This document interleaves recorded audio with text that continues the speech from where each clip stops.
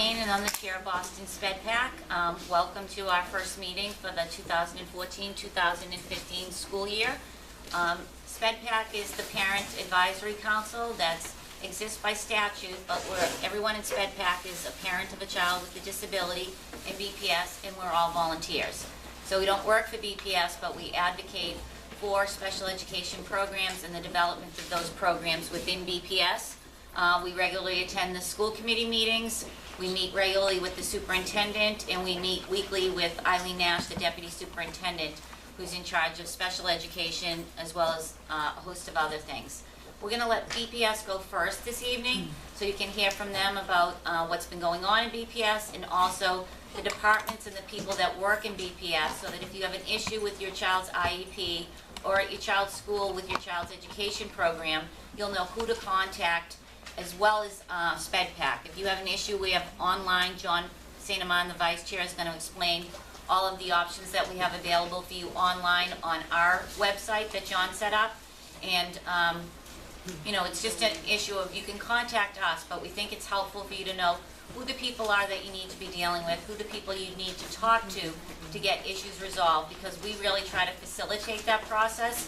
We don't work for BPS, but we try to help you get the answers to your issues and resolution to any problems that you might be having. So this is John St. Amand. He's the vice chair of SpedPac, and we also have a number of other board members in the room. Diane Lashinskas is at the back of the room. She's the board secretary, and we have some other people out in the hallway right now. So without further ado, we're going to get the meeting started by letting Eileen Nash lead off the meeting. Thank you.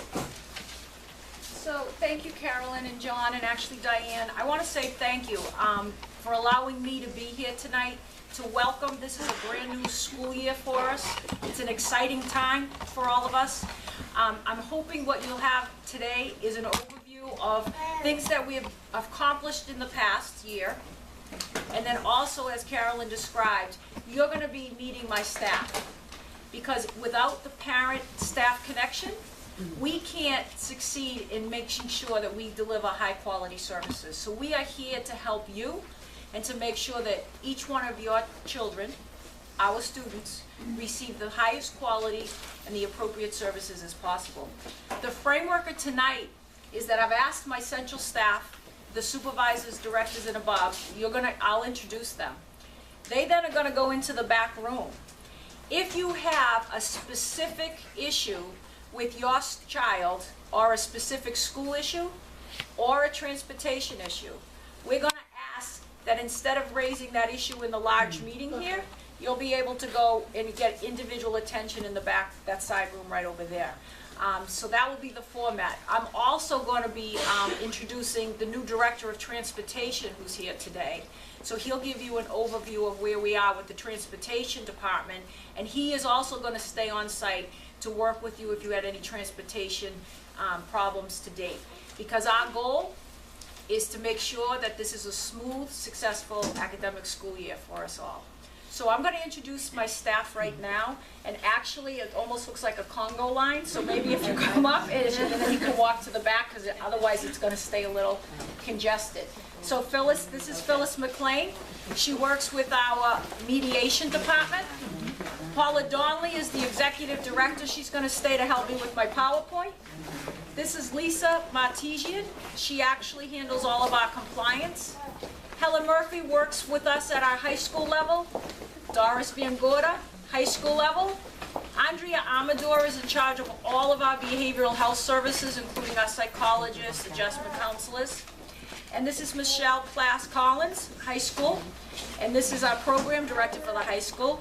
Milsa Rice, I'm sorry. Reese, I had it right. This is Jen Sweeney. If anybody has a private, what we call a private placement out of district, some of our students go, Jennifer heads up that whole unit. Seth Bartholomew is our director for autism, ABA. And then this is Maria Campanario. We're very lucky that we have now a joint position with the Office of English Language Learners, so that we have a cohesive service delivery model for our students who are English language learners that also have disabilities. So we're very happy to have Maria on board. And this is Rachel Zolkowski. And she actually is going to be a network supervisor. And in the back, you're going to be able to see what school your students go to and the exact name that you should be talking to. So we have that in the back as a handout. And this is Hillary Shea. She's leading up our inclusive opportunities work that you're going to hear a little bit more about today. So we're happy to have Hillary with us. And Erica Sandlin, she's working with us on our transition services. So we will be touching upon where we are with our transitional services for our students age 14 to 22. And this is Cindy Nilsson. She actually is all of the program directors for all the K-8 schools. And this is Jamil, I'm sorry your last name. Jamal Kamal. And he is actually a supervisor, and you'll be able to see which school he actually represents when you take your handout. And this is Aaron Couture. He's a supervisor again for a group, what's called our networks for K-8. And we're very proud to say that this is Emily Lebo, who has worked in the district on our Project Strive program, as well as the vocational. What we've asked her to do is come because that's very, very much an integral part of how we're going to get our students prepared for the transitional services and then post-secondary, actually, services that might be, we need to get them ready for.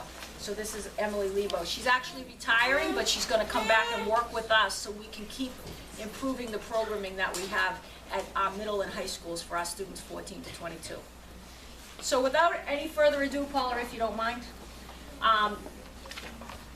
we can just tap down. Which one? Okay, so I just want to very quickly, our mission always in the Office of Special Education is to have equal access and high quality comprehensive services, because what we want to do is to make sure that we close the achievement gap for all students that we serve in the Boston Public Schools. And you can just see all the services that are connected to the Special Education Department. I also wanted to highlight ABA. ABA is a predominant service that has become predominant in not just the autistic population, but also with some of our behavioral students as well. What we've done is created a 3-year plan in order to increase our internal capacity to service your students with Boston Public School employees and reduce the number of contractual people that we have to come in order to adequately service all the students that we need. Okay? Early education. These are our babies that come in, your babies that come in, and they come in at age 3. What we're very proud about is that we have an inclusive initiative in this district, and that 46% of an increase of opportunities for our babies coming in at age 3 and 4 are going into inclusive classrooms instead of separate classrooms. Now, I just want to take a minute to explain. We'll always have a continuum of level of services for whatever need your child has. But what we want to do is make sure that all students, when possible, have access to opportunities in the least restrictive environment. So we're very proud of this statistic here. Behavioral health, I just wanted to highlight for you. We have a partnership with the Children's Hospital, and what it's called is Comprehensive Behavioral Health Model. And we're increasing it over year to year to have our own internal staff have the capacity to do crisis intervention and counseling so that some of our issues that evolve can be handled prior to having to have an evaluation. Because when a child comes to school, we think that they need to be ready and focused on all areas in order to really learn. So we're very proud of our partnership with Children's Hospital. Related services. Some of you might, these are services that would not be for every student, but we also wanted just to list down the services that we do provide, and also acknowledge that we've done 9,400 sessions. We're so lucky in Boston that we're a large urban district, so we are able to reach every need of every child. So that's pretty impressive. The transition, what I spoke about, that's one of the 3 major initiatives this year that the Special Education Department's taking on. And that's why we were so pleased that Emily Lebo is going to stay and help us with the Project Stride program, but also our high school model is going to be really reaching down into the middle schools for the 14-year-olds to make sure that we are addressing the transitional, not just statements in the IEPs, but that we really do an assessment and start the students as early as 14 as required on their transitional path. This is the largest initiative that the district is going to be doing, and you might have heard it. It's been talked about at school committee, and school committee has charged the district with increasing inclusive opportunities for students. Over the last 30 years, the district has had a disproportionate amount of students go into sub-separate classrooms, and the outcomes are showing that we are not closing the achievement gap necessarily with that model. And that statistics are going to show us, and I'll come back and talk to you a little bit more with the current data of this year, is that both general ed students and students with special needs increase their academic achievement in an inclusive environment. And it's good for all students. It's good for the general ed students, and it's also good for our students with special needs. We're very proud to say, because of this initiative, we've opened up 27 new classrooms in 20 schools for our inclusive opportunities, because we want to start with the babies. But for those of you who have older students, we want to recognize that we cannot ignore the needs of our students all the way up through grade 12 that might need inclusive opportunity placements as well. So that this is the initiative to building a new foundation, why we deliver the services at the older students level as well, all the way up to 12th grade is the initiative. Priority areas, as I said, was the inclusive opportunities. How are we going to integrate assistive technology?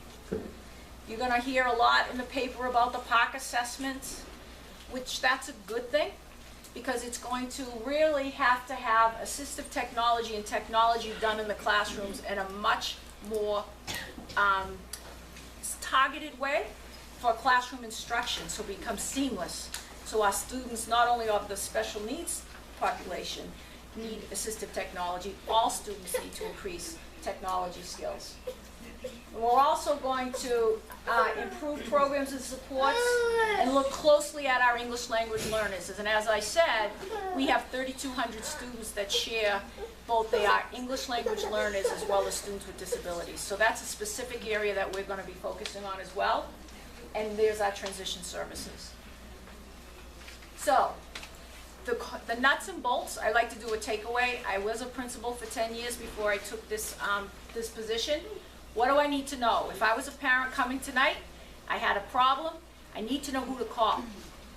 The first person you need to call if you have a problem with your child's services in the school or the IEP is the coordinator that's assigned directly to your school, that's in your school.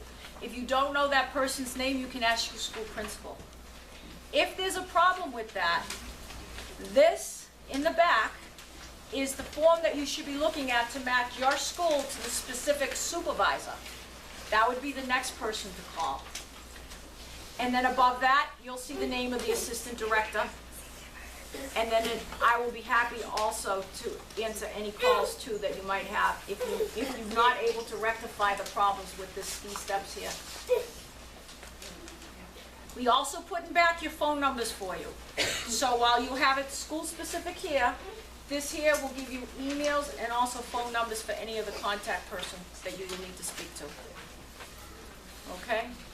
I want to say thank you. I'm looking around the room and seeing what a large turnout we have tonight. This is a great way to start the school year off because we have to work with you in order to be successful. So thank you for coming out.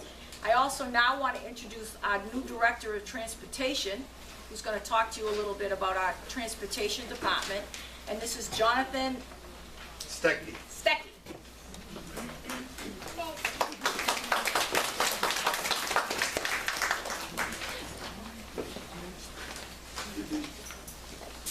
So the first item is thank you guys all for coming. I can't say that enough. I think Eileen was absolutely correct. To have parents that actively participate in their students' education is a big deal. And it's a big deal for transportation too. So if you're new to the transportation department, we are located at Court Street and we work very closely with the SPED program. We have transportation officers for each school and we have customer service representatives that you can contact anytime during the day. Reminder that during peak times when students are traveling, if it's not something urgent, you may want to call back between 10 and 12. Early in the morning, we open the phone lines at 6 a.m., so 6 to 8 is a great time to call. Or in the evening, about 5 o'clock to 7 o'clock, if it's not urgent. If it's urgent, of course, we'll take your call and we'll do whatever we need to do. But if it's something about a ride and you don't want to wait on hold because there's a lot of other people calling, those are the best times to call. A little bit about myself. Special education is near and dear to my heart. My mom is a special education teacher, 27 years. My brother was an IEP student, and my sister was adopted from Guatemala and was an ELL student. So I care a lot about special education, and I try to always put myself in your shoes and seeing what your student needs with transportation. We're not perfect. We have issues, but we want to resolve them quickly. And so I wanted to make myself available to you all tonight to make sure that I can answer any questions. If they're specific, I'll be in the back room. If they're general, happy to take them on the floor. And I also have business cards with me if anybody would like to take one. And you can reach me and I can forward you to the correct transportation officer. I can't promise that I'll take care of every issue personally, but my staff is really dedicated and we have one for each network to take care of the different schools. So I know that was short, but if you have any general questions, I'd be happy to answer them. Are you going to ensure when you send an alternative bus that they are properly equipped to handle the kids that are supposed to be on those buses?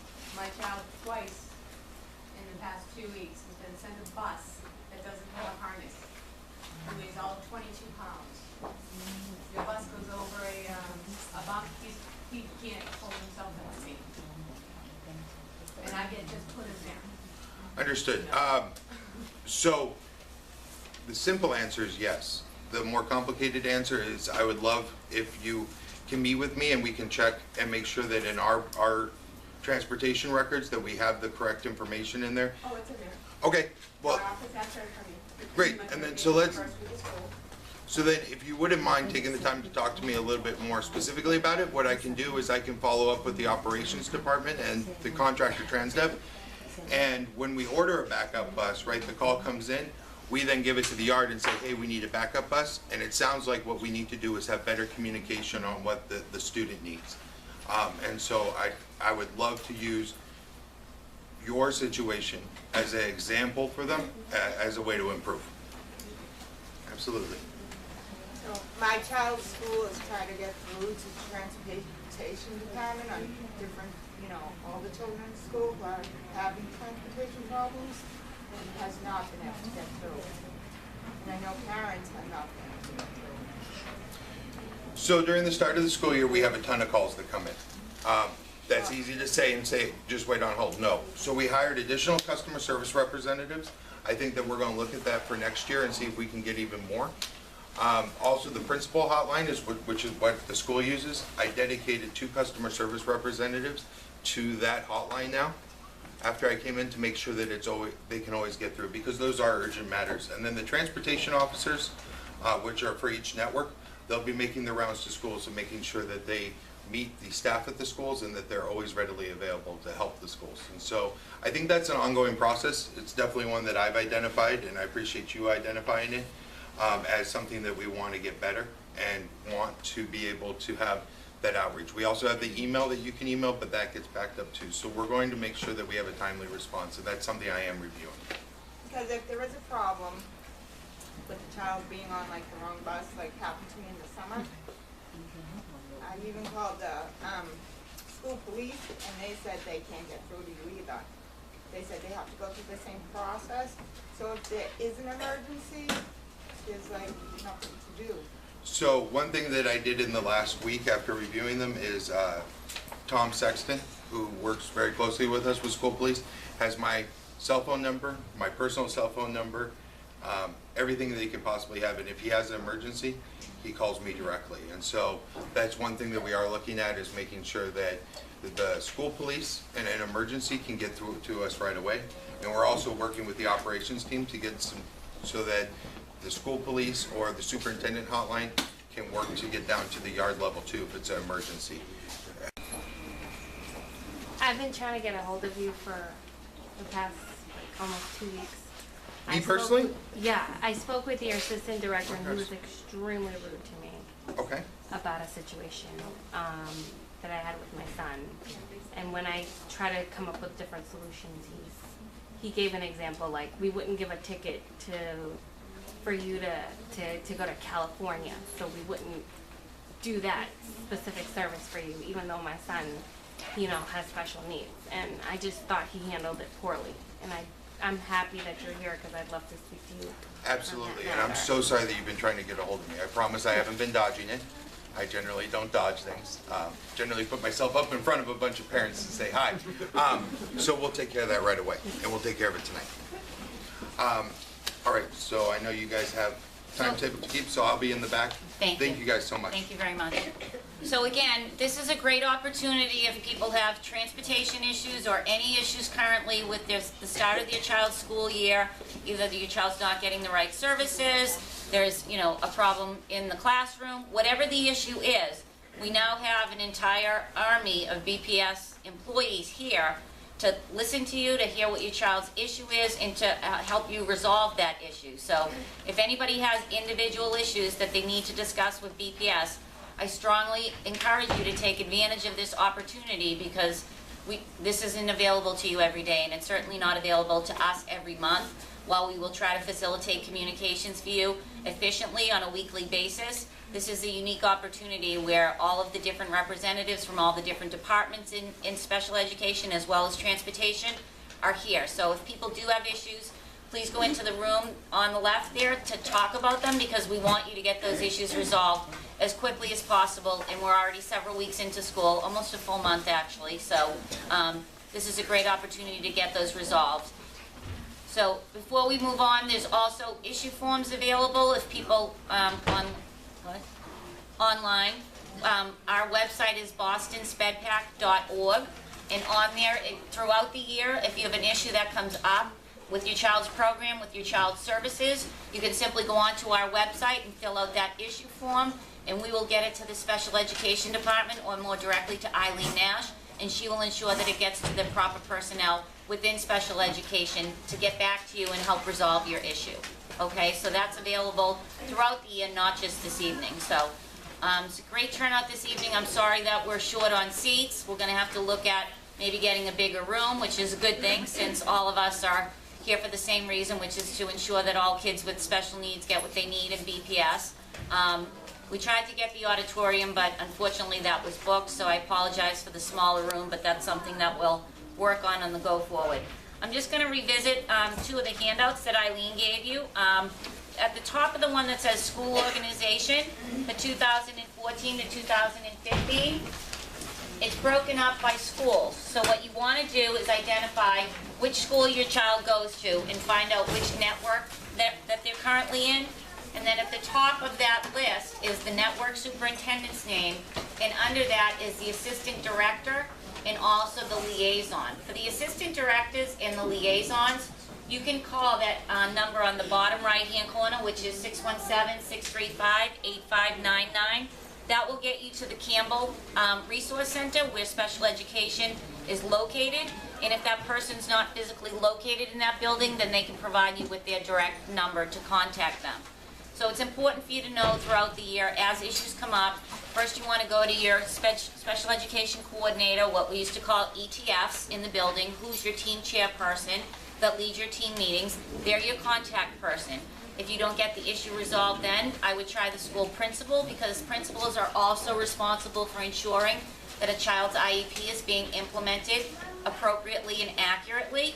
And if you don't get any results there, or you don't get satisfaction for your results there, then you want to go to your assistant program director and your liaison. So it's good to identify right on this, circle which your child's school, which network you're in, and who the people you are to contact. And the pink sheet that's in the back, if people don't have one, is the direct contact information. But most of the people were introduced to you tonight, but it provides you not only with their phone number, but with their direct email. I mean, we're all working parents, whether we're at home working with our children or we're out working in other jobs, it's difficult sometimes to get a few minutes to talk on the phone or to be able to answer the phone. And email is a good option for you to be able to communicate directly with a person, and it also creates a record or a paper trail, if you will, by having an email with someone directly. So you can look at what the title of the person is. You can see that the networks are identified there with the liaisons for who those people are. So you're just going to look at your school organization, find out which where your school is, which network, and then you'll be able to identify who your network liaison is, and you have that person's direct phone number and also their direct email number, okay? So before I start with the presentation that I have, which is how to start the school year off right, I just wanted to give people a little bit of background about SpedPac in a little bit more in depth. So we have a monthly executive board meeting. Everybody on the executive board, either an officer, which is, we have a chair, currently myself, a vice chair, a secretary, and a treasurer, and then we have an executive board, which is about 10 additional parents. All of us are volunteers. We meet monthly to discuss the general meeting that's coming. We have a general meeting once a month. Those dates are already up on our website for the entire year. They're generally the last Thursday of the month, and that moves a little bit sometimes because of school vacations or holidays. But if you go onto the website, it'll tell you all the dates for the entire school year. We work on setting the agenda for that. We'll have workshops this year. One of the ones that we do every year is Basic Rights, which is to help you understand what your rights and what the district's obligations are under the special education laws. I happen to be a special education attorney. I've done a number of the presentations in years past, and the past presentations are also available on our website on a YouTube channel. So John has recorded them like he's doing now, puts them up on the website so that if you can't physically come to the meeting, you can watch it at your leisure. You can go on the website anytime and watch it yourself. So you can look at the subject matter that's being reviewed, whether it's transition services for kids 14 to 22, my IEP, sort of talking about goals and objectives and the IEP process in general. There's a number of different presentations up there. We also have guest presenters. The Disability Law Center has done a number of workshops for us in the past. We've also had people from Mass Advocates come in and give presentations, but we're also interested in hearing from you in terms of what is it that you want to hear from SpedPac this year in terms of helping you to advocate effectively for your child. What we're here to do is help to empower you so you become the best advocate for your child. We also try to provide you with access to resources.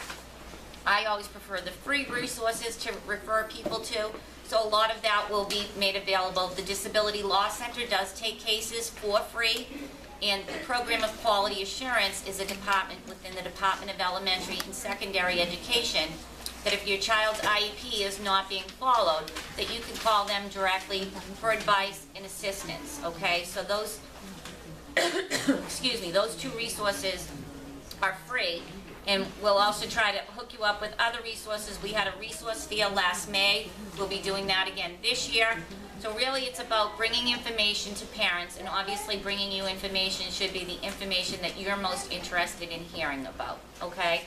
So we're September 25th. School's been in session for 3.5 weeks now, 3.5 full weeks. And this is really a presentation to say, where are you in the school year and how are things going? What is it you need to be asking your school, your teachers, your ETF, SPED coordinator about what's going on with your child's program. So when I'm done with this presentation, John's going to talk to you more about all he's done with regard to getting us more into the, what are we in the 22nd century at this point? I'm not even sure, but we have our own voicemail, we have our own email. BPS is adding to the IEP form for you to be able to check off and give us your email address. We also want you to sign up tonight to give us your email address, because that's the way we send out information throughout the year. Sorry, I have a cold, so I might cough a little bit here. So the first thing that I would say that you want to do if your child's on an IEP, does everybody here have a child on an IEP currently? I do.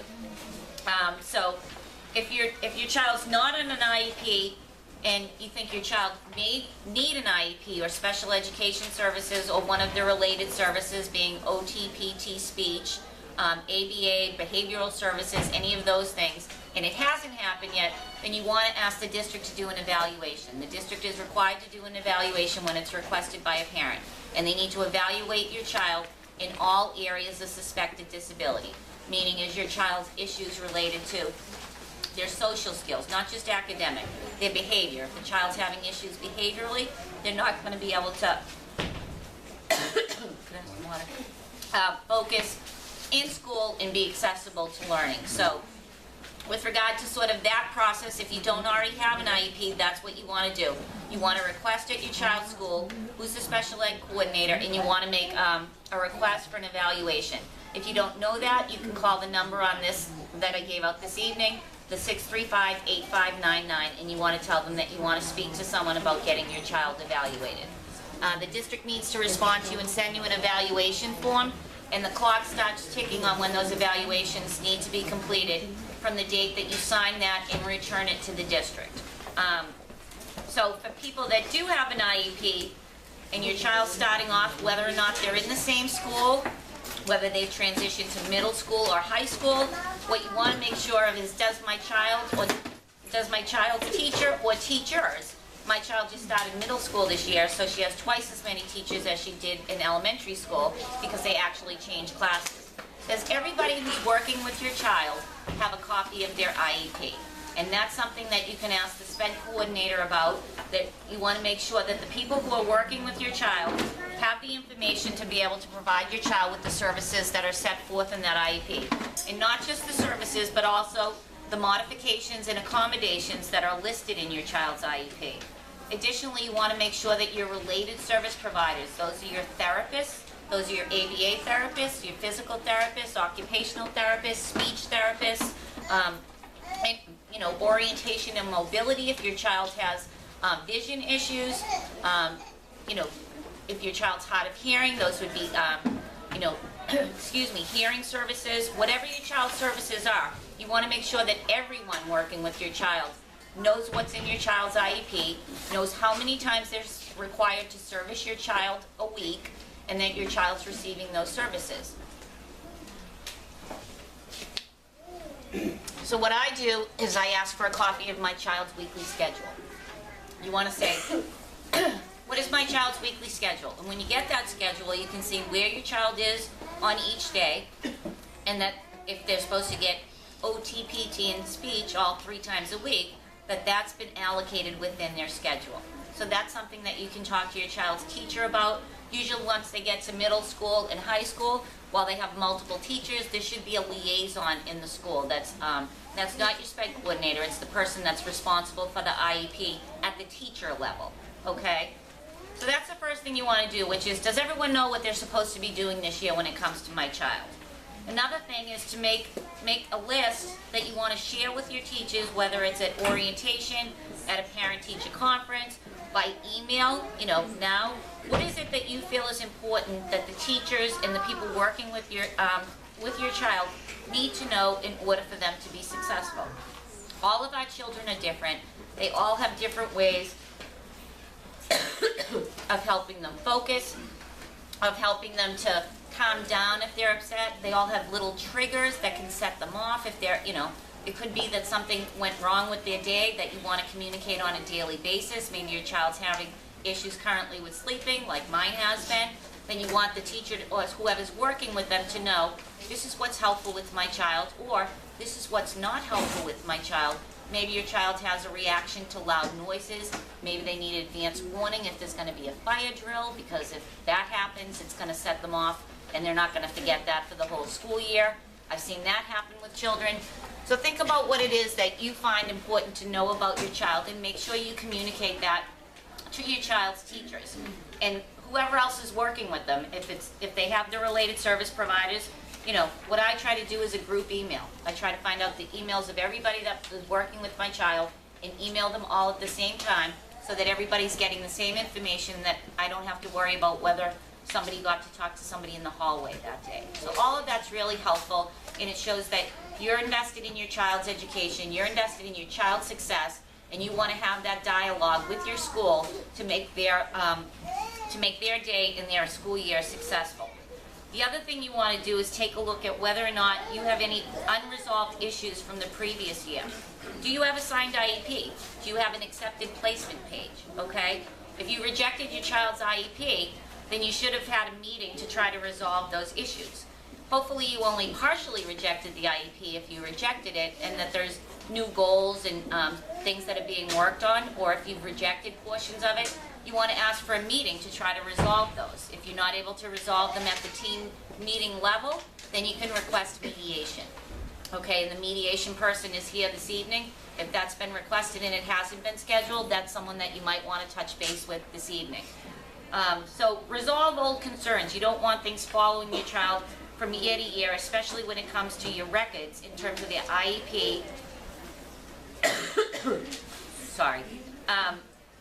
And you want to make sure that your paperwork is up to date, because if you do end up getting into an issue or a dispute down the road, you don't want to have a paper trail that's like, no, I haven't signed my IEP for 3 years, or this has been unresolved, or that wasn't carried forward. So it's important that parents do their part to resolve their paperwork with the district as much as possible. And if if that's not possible, then you have other options that we'll talk about in future workshops about going to not only mediation, but if you needed to go to a hearing, and how you should involve an attorney at that point, because that's basically a hearing process or a trial process that you've seen on TV, but it's in a much smaller setting up at the Bureau of Special Education Appeals. So try to resolve your own concerns, and then to start the year off, you want to use a notebook to sort of log everything that's going on with your child. That you, whether it's a notebook that you send back and forth to school, or it's a separate one that you want to keep at home so that you can track what's been going on, and I contacted so-and-so on this day. Everybody's life is really busy. You're not going to remember who you spoke to when about a particular issue, or if you didn't get follow-up when you actually called the school, or who you spoke to. So it's really important to sort of create a little notebook for the year. And that's really helpful when it comes around time to go to your child's annual team meeting, because then you can look back and say, what did I bring up that actually hasn't been resolved? What was resolved? And the notebook is really helpful to do that. There's too much information going on in all of our lives. The world is now 24/7, and sometimes just reducing things to writing will help you when you want to, go to your team meeting and be organized, or have a meeting with the school before the team meeting to know what's been going on with the school and what's been the communication. And it's also helpful to say, no, I called on such and such a date, this is who I spoke to, and this is what I was told. That hasn't happened, it's been a couple of weeks now, I'm following up, and you refer to your notes to that, and it's helpful in the conversation. It shows that you're prepared and that you're organized. You also want to look at whether or not your child's have, this year coming up, 2014 to 2015, are you going to be going to an annual team meeting, which happens every year? Every child's IEP is reviewed by their team, and you look at what supports and services they need for the coming year. Do they need more or less services? Are they making progress? Do they need they certainly should be looking at new goals and new objectives, because they should be meeting the goals that they set for this year. Or is it a 3-year reeval? Every 3 years, the district is required to do a complete reevaluation of your child. So it's really like starting over again. It's not that you lose the existing IEP, but every 3 years we want to do a check-in and do evaluations of your child to see how is the child doing, what are their current needs. We don't want to be going off of old assessments and developing an IEP 3 years into it. So the law requires every 3 years that the district do a reevaluation. So if it is a 3-year reevaluation, you want to look at, okay, well, my child's IEP is up in January. So the district has 45 school working days to do the evaluation and to have the team meeting. When do I want to start asking, where is the consent form to do my child's evaluations? And when you get that evaluation form, you want to look at, are they looking at all the areas that are currently being impacted by my child's disability? Children change over time. So what they may have 3 years ago, they may no longer have, they may have new issues. So you want to look at, what are their issues? It's not just, reading, writing, and arithmetic. It's the issues of, how are they doing socially? How are they doing behaviorally? You know, those are just as important, and that's part of who they are. And an IEP is supposed to address all areas impacted by a child's disability. People will say, oh, that's not academic. That doesn't matter. It's my child's development, and if it's being impacted because of their disability, then it's an area that needs to be assessed, and then that assessment will tell the team how it should be addressed or if it needs to be addressed. I mean, sometimes evaluations come back and parents are worried, and the evaluation comes back at child's needs, and that's being done in advance of development of the IEP. So that's every 3 years. So you want to know going into the school year, am I on an annual review or am I on a 3-year re-eval? Because if there's a 3-year re-eval, I want to get my consent form, and what I always tell parents is that under the regulations, you're entitled to get copies of all your evaluations at least 2 days in advance of the team meeting. So rather than send a separate request for that, you just put it right on the consent form. When you sign in the consent form and sending it back, you put on the bottom of the consent form, please provide copies of all completed assessments at least 2 days in advance of the team meeting. You can't go into a team meeting and get 2, 3, 6, 7 evaluations and be expected to read them, understand them, ask questions, and listen at the same time. I mean, I'm sorry we only get 2 days, that's what the law is, but those 2 days are better than no days, you know what I mean? And if you don't get them 2 days in advance, then you have a right to reschedule that team meeting so that you can prepare yourself for it. So that's something to look ahead to. Am I in a reevaluation period, and if so, what do I need to do? And if I'm in an annual, when is that coming up? It's always helpful to document it because things get lost, you know, you lose track of time, and you want to be able to make sure that you're arranging the meeting for your child's annual review at a date and time that's convenient for you and the school. I mean, they have to get a lot of people together, but you probably have to take off work or get a babysitter or arrange some type of issues on the family side. I know I always do. So that's something to keep track of. The next one is really with the related service providers. I already mentioned that in terms of getting a copy of your child's schedule, making sure that all of your child's services are being provided for. You don't want to find out in December that your child hasn't been getting speech services since September, okay? First of all, your child's not going to make any progress, but then the district's going to owe you all those services from September to December. Well, that's fine, but how are you going to squeeze them into your child's week? You know what I mean? So it's just not realistic. ABA is one of the other therapies. A lot of children, not only who have autism, but children who have other issues learn more effectively with applied behavioral analysis. That's, you know, whether it's one-to-one discrete trial teaching or whether it's an ABA approach, which is basically a behaviorally based approach to teaching. I mean, I think it works well for all children, frankly. It's basically giving you positive reinforcement for doing what's expected of you. But a lot of children are not able to learn without that direct type of teaching. Positive reinforcement, practice and repetition, those are all things that I learned from, so I'm sure every child would. But if your child requires those services, that's another thing to check on. Are they getting the amount of services that was recommended and that are reflected in the IEP? Staying organized. Now, my daughter's 15. She entered the school district when she was 3 years old. So I have not only a 3-ring binder for her, but I have an entire file cabinet for her at this point. I happen to have a child that's significantly disabled. She gets a lot of different services. She's nonverbal, so there's a lot of assessments involved with her, and there's a lot of paperwork involved with her. I got a scanner recently. I'm hoping to decrease the amount of actual paper, but every year you want to start a different binder because you don't want to be trying to figure out which year is this, which year is that.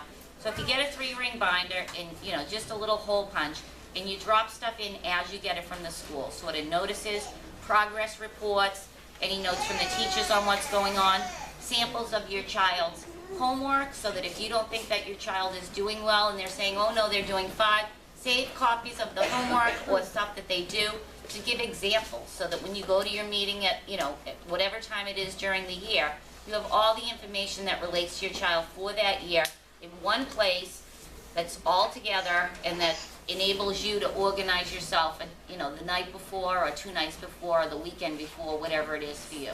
So it's extremely helpful. They're sort of simple tips, but they really do work, and I can tell you after having, you know, 12 years of paperwork, that's a lot of paperwork. And if it all becomes muddled together, it's incredibly stressful as a parent to try to figure it out and pull out the stuff that you need for the meeting. So those are just things that make you feel better when you're going in as a parent. You know, you're going into a meeting, typically there's yourself, maybe a spouse, maybe a friend. Always bring a good note taker because you're trying to listen to what's going on. But, you know, there's a lot more people from the district side. So if you have your information, you have it organized, when you go into your meeting, you have your evaluations in advance, you're going to feel much more confident and empowered to go in and talk about who your child is and not have to worry about, I don't have this, or I meant to bring that, or, you know, where was that thing from 2 months ago? That was a great example and I don't know what happened to it. And believe me, it's not an easily perfected system. It's to strive to do it and to do it well. I'm not going to tell you all my 3-ring binders are perfect and in perfect order. That's just not the case. But it's a start and it helps out. So if you can try to do that, you know. The other thing I would say is you want to look at whether or not your child is in a transition year. And I'm not talking about transition in terms of going from elementary school to middle school to high school. Transition for children that have special needs means transition services. When any child with special needs that's eligible for an IEP turns 14 years old, and if they're 13 years old and they're turning 14 during that school year, then it's that IEP. They're now eligible for what we call transition services. Those services are available to a child until they graduate, or if they're not graduating because they're on, say, the MCAS ALT test, then it's until they're 22. And those services are really to prepare your child for either further education, future employment, or independent living. So depending on who your child is and the severity of their needs, what type of support do they need? Are they going to need help with, say, filling out a job application, you know, writing a resume, filling out college applications, things like that, you know, to helping for children that are more severely impacted, helping them gain more daily living skills so that maybe eventually they'll be able to go into a group home. And it's everything in between. So when your child's turning 14 years old, you want to be looking at the issue of transition to make sure that your child's going to have a transition plan that's going to follow them for the rest of their academic life, from the time that they're 14 to the time that they graduate, or that they're 22, and that's something that's also reviewed annually. Your child doesn't get one transition plan and then that's it until they exit the district. No. Part of the IEP process is reviewing the transition plan. You know, some children go out and work in the community and they'll send a job coach with them. Some children can do very well on a work site if they had, you know, somebody modeling things for them first, giving them a visual checklist, teaching them how to use a calculator, basic skills like that that your child may need to be able to advance further in the world, but are not being specifically addressed in their typical classes. That's the time that you want to have those things addressed, and you want them to be part of your child's education plan, but they're not typically part of other children's, you know, educational day. Children in general education only, you know, and there's life skills classes, there's travel training to make sure that your child knows how to take the MBTA. You can teach them how to go on the computer and map out their route. You know, take them, they actually have travel training where they go on the MBTA with them and show them how to do it, because all of those things are going to lead to greater independence. The whole purpose of special education is to provide children with the supports and services that they need to reach their own individual potential. Now, what their individual potential is going to be based on what their assessments tell us. My child's individual potential is not going to be the same as John's child's individual potential, because they're all different children.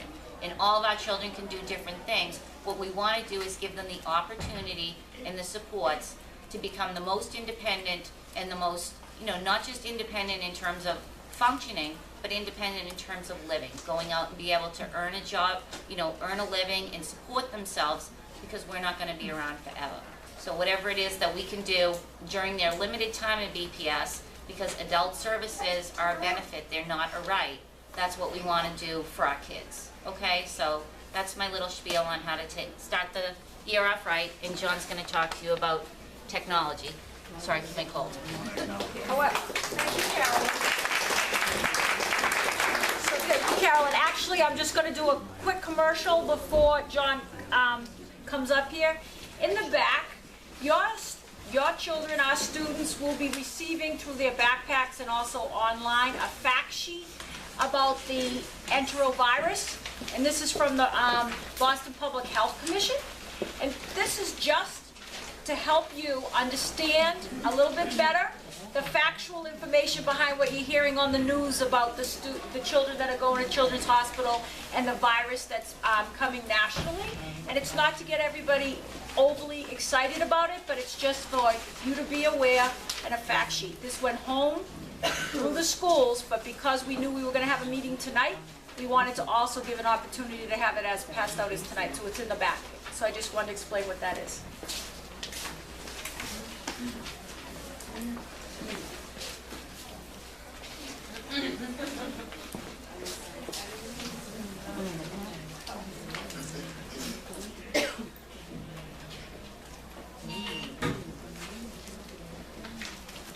Hello everybody, my name is John St. Amand. I'm the Vice Chair of Boston SpedPac. I want to thank you all for coming this evening. First thing I'd like to acknowledge is a couple of representatives and a city councilor from our city council. Anna Presley, Councilor at Large, is here with her staff. Thank you very much. And a representative from Councilor at Large, Michelle Wu, is here as well.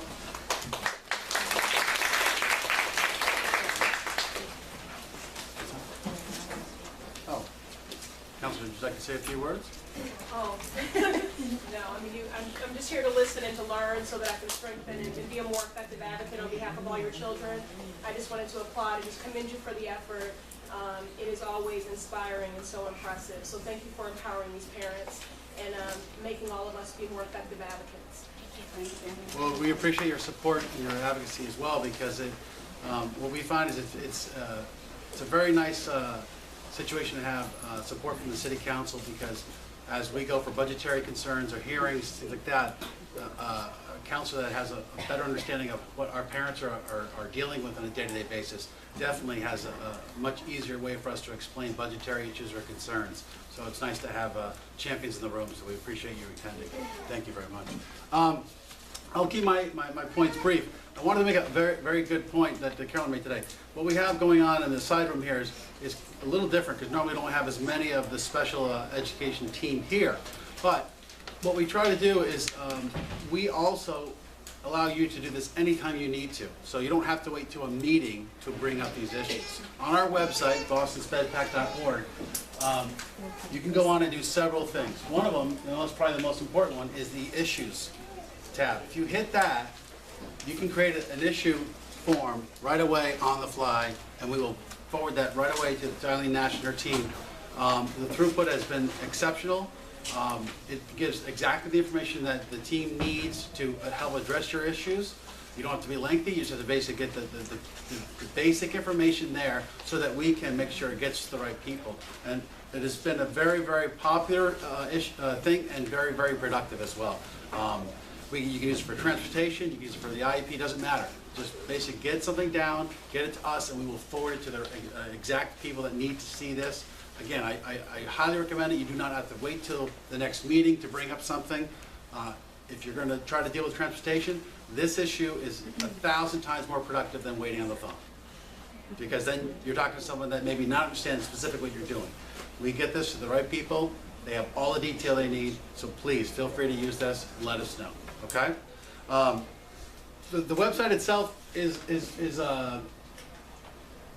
kind of always a work in progress, but basically what we try to do is provide the basic information that's there.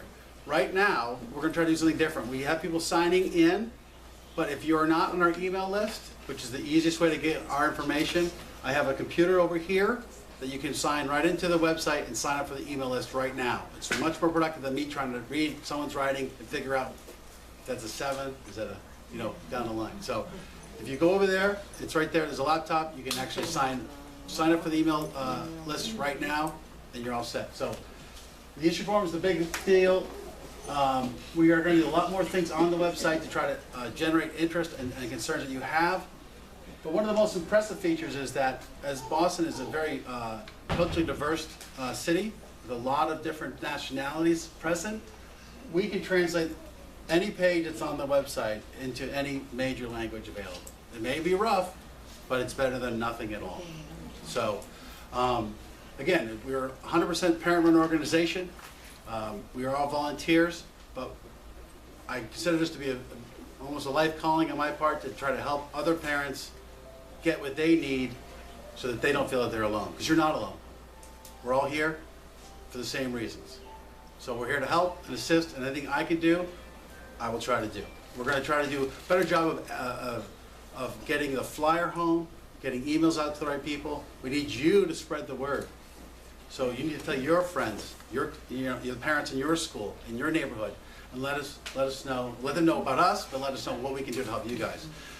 We're also going to try to do a better job of giving you advance notice of what we're going to be covering in the next couple of months.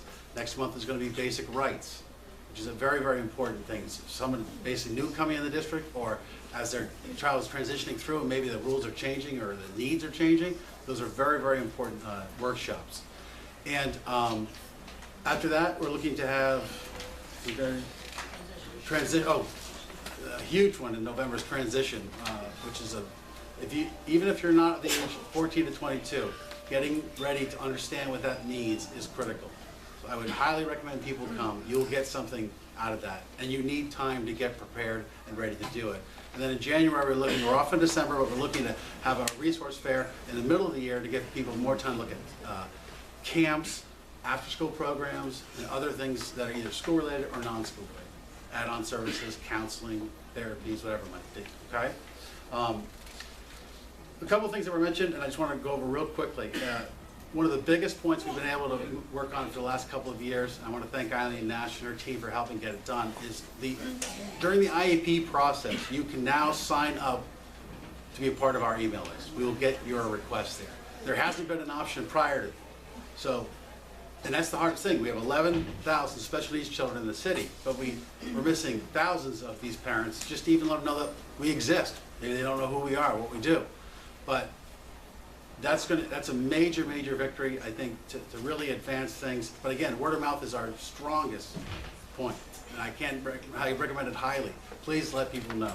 The other option is the fact that there's been a renewed interest on student and family engagement to have SpedPac representatives at the site council level, meaning at your school, there is supposed to be a SpedPac representative. So someone that basically understands the SPED issues, or to make sure that flyers are getting out, that they know about our meetings, or if there's issues, if there are other parents who are having concerns, you say, well, you can go to their website, come to the meetings, give them our information. So at the site council level, that's very, very important too, because that builds a long-term stability at that school.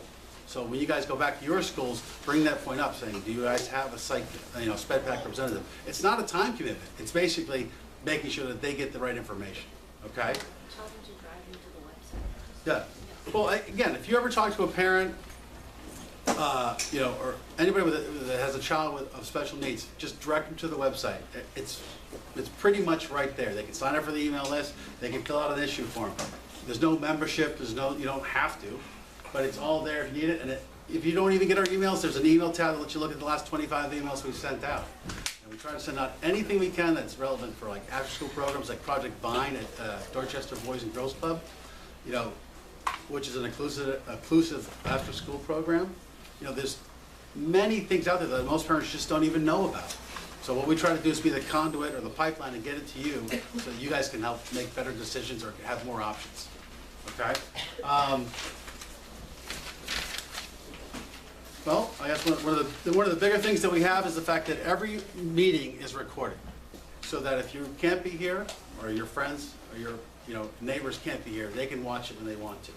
So the workshops are critical components for them getting more or in-depth information, and we try to upload links and the documentation so that what you see on the screen is available to them when they want to look at it as well. So. And that is probably as popular or maybe more popular than we actually get in attendance, because a lot of parents just can't get here. So a lot of people are actually following us online as we speak. So I want to go over just a couple of things. I have a couple of copies of the document that I'm looking at, and it's just some rough notes and some features that we have. But they will be available online. It'll be part of the video. will be there. It's not a lot of information, but one of the programs that we tried to initiate last year, and we just couldn't get off the ground, is a program called Tech Goes Home. And Tech Goes Home is a local program that allows parents and the child to learn computer skills together. And at the end of that class time, they are then given I think a Chromebook at this point. There are different rules that apply if there are other needs that are necessary. It is an excellent program. What we appreciate about that is the fact that it teaches mom or dad the same skills that their kids are going through. You learn something as simple as creating a Dropbox account, how to use Google Docs, how to create a document, how to save the document, how to email, how to send attachment. So if you don't have any computer skills, this is the class for you. And it goes on. So we're going to try to back as well.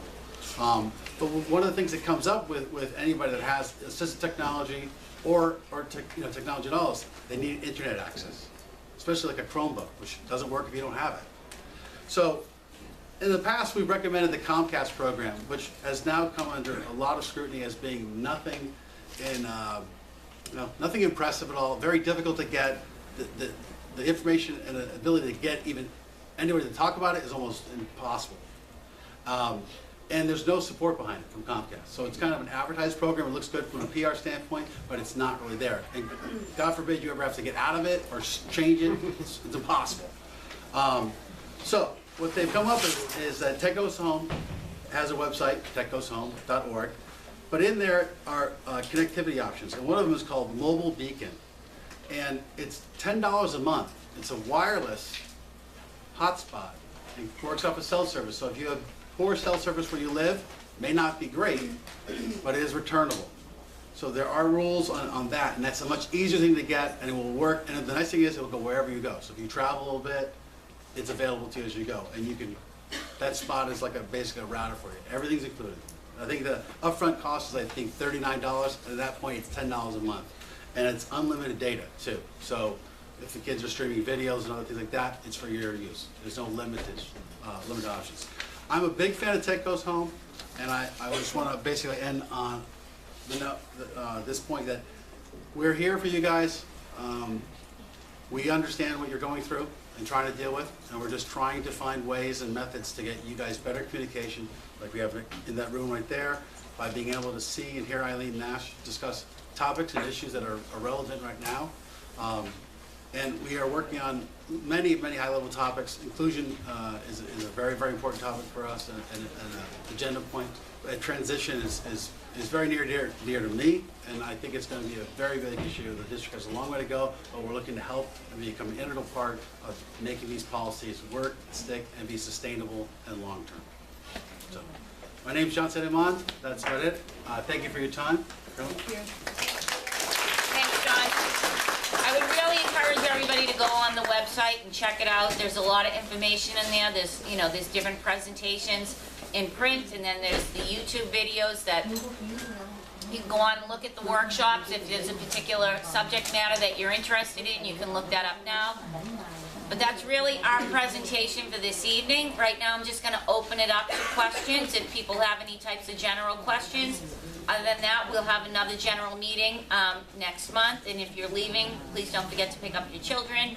And I'm happy to take any questions, and we'll be here for a few minutes if people want to just come up and talk personally too. Okay, thank you all for coming. Thank